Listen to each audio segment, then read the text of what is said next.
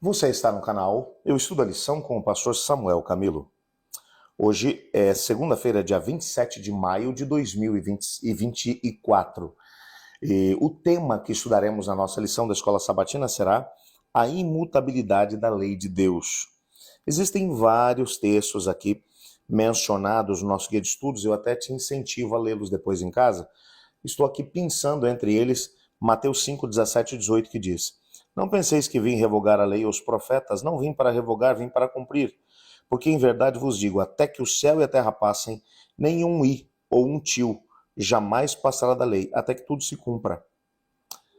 Quando nós olhamos aqui para a lei de Deus, e uma das compreensões que os nossos pioneiros tiveram relacionados à questão da lei, é de que a lei de Deus é a transcrição do seu caráter, é um resumo do que Deus é, como Deus é, e, portanto, Deus não muda. Deus é o mesmo ontem, é o mesmo hoje e o será eternamente, ok? Então, se Deus não muda, a sua lei também não pode mudar. Aliás, o próprio Jesus mencionou, pode passar o céu e a terra, mas as minhas palavras não passarão. A lei de Deus permanecerá para sempre. Existem vários textos que mencionam exatamente isso.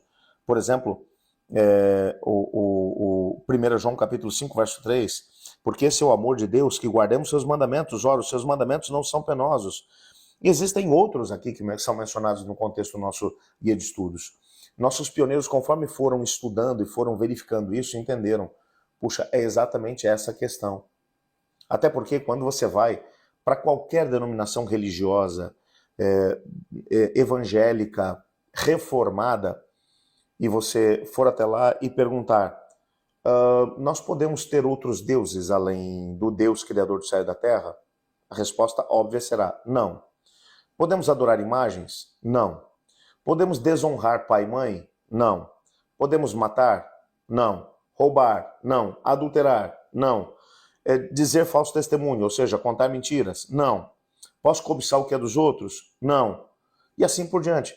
A única questão que cria-se uma grande rusga no mundo cristão evangélico é em relação ao quarto mandamento que diz, lembra-te do dia de sábado para o santificar.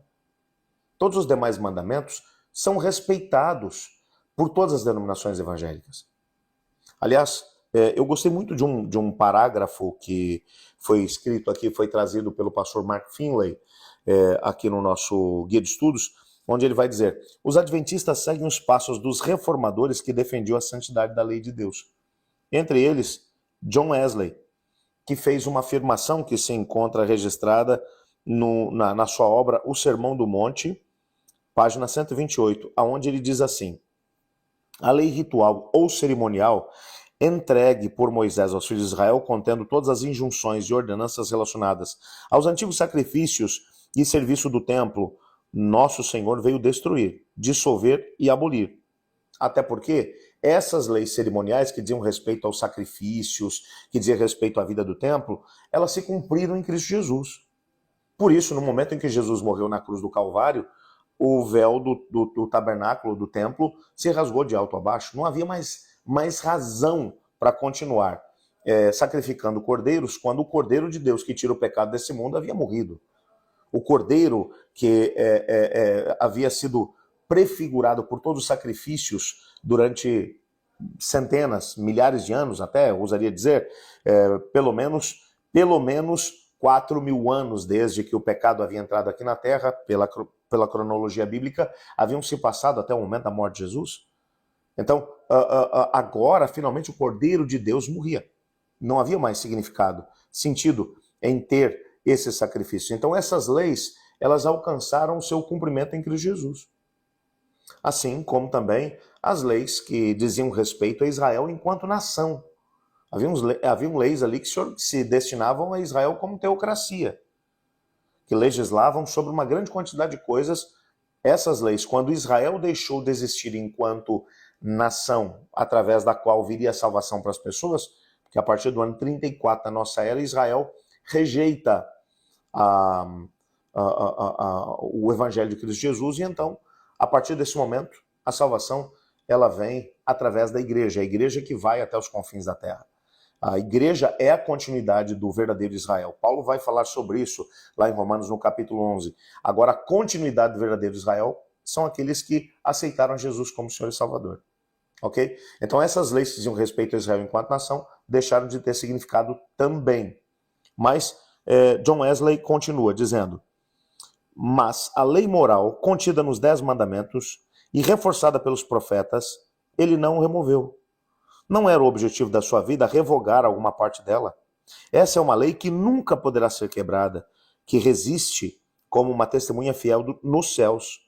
Cada parte dessa lei deve permanecer em vigor sobre toda a humanidade e em todas as épocas, não dependendo do tempo ou do lugar, ou quaisquer outras circunstâncias sujeitas a mudanças, mas a natureza de Deus e a natureza do homem e da relação imutável para com um e para com o outro permanece. Bom, o que ele está dizendo, o que John Wesley está dizendo aqui é o seguinte: a lei de Deus não muda. Ela não pode mudar, porque ela diz respeito à relação do ser humano com Deus e do ser humano com o seu próximo. Mexer em qualquer preceito da lei seria algo que iria influenciar o jeito pelo qual nós fomos criados e como devemos nos relacionar com Deus e com o nosso próximo. É uma salvaguarda para que o relacionamento com Deus e com o próximo possa existir. Portanto, a lei jamais será abolida. Por isso, nessa perspectiva, nós precisamos compreender. Os nossos pioneiros entenderam isso. Demorou tempo para que eles chegassem a essa conclusão, mas eles entenderam exatamente isso. A lei de Deus não pode passar. É bem verdade que no livro Grande Conflito, na página 366, Ellen White vai dizer assim: se o santuário terrestre era uma figura ou modelo do celestial, a lei depositada na arca da terra era uma transcrição exata da lei de Deus que está no céu, na arca do céu. E a aceitação da verdade sobre o santuário celestial envolvia o reconhecimento dos requisitos da lei de Deus e da obrigatoriedade do sábado e do quarto mandamento.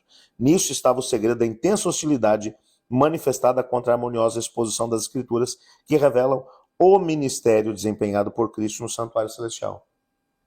Ou seja, o que ela está dizendo é que, assim como a lei do céu é a original, a lei da terra era uma cópia dela. Se a lei continua dentro da arca, lá no santuário celestial, como João viu lá em Apocalipse 11, verso 19, então por que aqui na terra a gente está mudando as coisas? Se a lei foi abolida, a arca não poderia estar, a arca da aliança não podia estar no céu mais. Ou, no mínimo, tinha que ter um adendo aí na informação, onde João disse: eu vi a arca no céu, mas os mandamentos já não estavam mais lá. E não foi isso que João viu. Agora, também repito aqui o conceito: a lei de Deus não foi dada para salvar absolutamente ninguém. A salvação continua sendo sempre foi pela graça mediante a fé. A lei de Deus é a confirmação de que o indivíduo realmente foi salvo pela graça mediante a fé. Eu guardo os mandamentos de Deus, no poder de Deus, como uma garantia de que eu fui salvo, como uma evidência de que eu fui salvo, como uma consequência da salvação que eu recebi. E isso é sinal de que o Espírito de Deus está habitando dentro de mim. Então eu guardo os mandamentos de Deus. Vou conseguir guardar de forma perfeita? Jamais. Mas continuo buscando o alvo da soberana vocação em Cristo Jesus. Até que quando Cristo voltar, então a tendência para o mal que há dentro de nós vai ser removida. E aí seremos capazes de poder guardar perfeitamente a lei de Deus. Mas a lei de Deus não foi dada para nos salvar, mas como uma evidência de que fomos salvos. Isso faz toda a diferença. Amanhã a gente vai se aprofundar um pouquinho mais no contexto desse tema, e o que estudaremos será o sábado e a lei. Mas antes de podermos entrar aqui nessa temática, eu quero orar com você. Obrigado, Pai, por tua palavra, pela certeza que temos de que tu cuidas de cada um de nós. Ajuda-nos a viver os princípios da tua lei, Pai. Não como uma forma de nos salvarmos, mas como uma evidência de que fomos salvos por tua graça mediante a fé. Em nome de Jesus que oramos. Amém. Eu estudo a lição e você?